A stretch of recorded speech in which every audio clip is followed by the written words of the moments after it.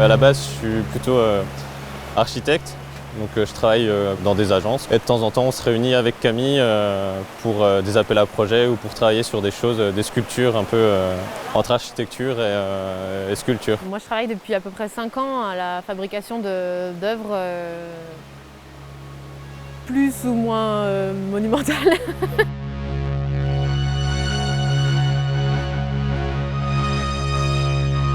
C'est un monstre qui surgit des entrailles de la Terre, des entrailles des volcans. On peut imaginer qu'il est absolument gigantesquissime dans le fin fond et que c'est juste sa toute petite, c'est vraiment le bout de sa gueule qui vient croquer la petite passerelle.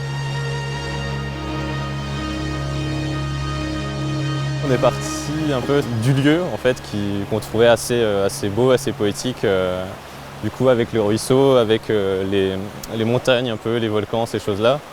Donc ça nous évoquait quelque chose d'assez fantastique. Donc on a joué aussi par rapport à ça avec l'idée d'une créature marine un peu monstrueuse et fantastique. C'est ce qui a donné la naissance au Léviathan, à partir du mythe du Léviathan, d'en faire quelque chose qui joue avec le lieu de la passerelle et l'idée de passage. Qu'est-ce qui se passe quand tu franchis un pont?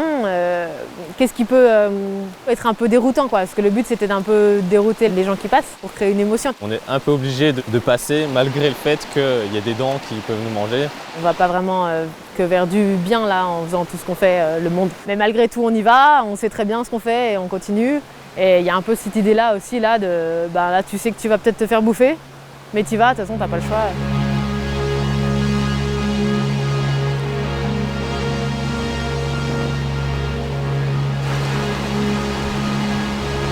On a construit ça pour beaucoup en pré-montage, parce que comme c'est un site un peu difficile avec l'eau et tout, c'était plus simple de construire d'abord la grosse partie en atelier. Moi j'ai commencé par modeler une petite maquette en argile, et à partir de ça François il a ressorti toutes les coupes, toute la modélisation 3D. Et cette modélisation 3D on en a fait des plans, et ces plans on les a reproduits sur des planches de CP pour le squelette. C'est vrai que je suis plus à l'aise sur le côté technique, construction et puis structure, ces choses-là.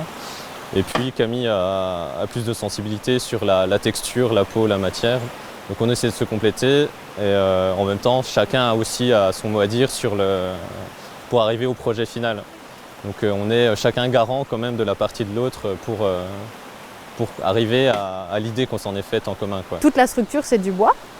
Et toutes les écailles, du coup, elles ont été coupées une à une et c'est des écailles de métal. Il y en a à peu près 2500. Enfin, on a coupé 2500 en tout cas et plié 2500 avec nos petites mains comme ça. On a choisi ce métal parce qu'aussi, en fait, il allait refléter tout son environnement. Selon les heures du jour, il va plus ou moins être vert et plus ou moins être planqué dans les feuillages. Et il y avait aussi ce truc-là un peu de camouflage et en même temps, c'est un peu un piège du coup pour amplifier l'effet du surgissement.